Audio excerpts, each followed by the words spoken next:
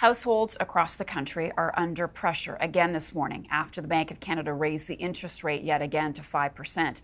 It's further squeezing homeowners who are already concerned about having to renew their mortgages. But for others, it's making finding a home or a rental even further out of reach. Our next guest knows the pain of the high cost of living all too well. Joining me now is Terry Smith-Fraser, a full-time continuing care assistant who is currently living in her van after she was forced out of her apartment because the cost of rent climbed. Terry, welcome. Thank you for being with us. You've been living in your van for a year?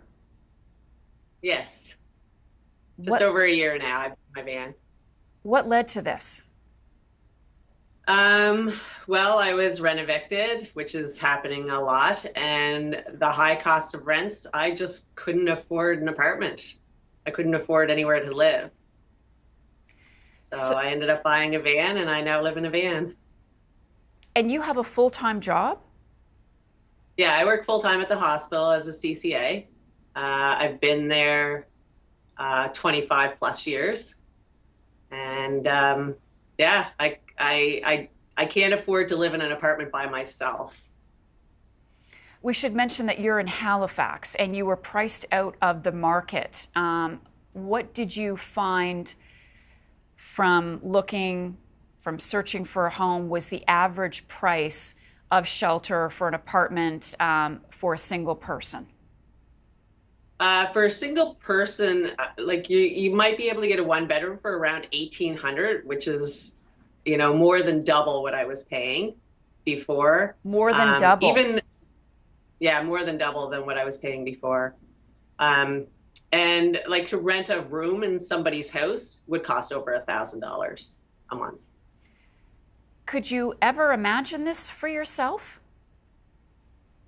No, not at this stage in my life. I didn't think I'd be working a job and living in a van, especially in the winter. Well, I think all of our imaginations are running wild right now. Can you describe what life is like for you with your van as your home? My biggest issue is parking, because I don't live at a campground that would cost more than rent. So I basically live on the streets of Halifax. I try and find free parking places close to work. And then on my days off, I'm looking for parking, in a park or close to the ocean or somewhere nice, at least out of the city. I have everything I need in the van. I have a toilet. I have a kitchen setup, showers. I have a gym membership.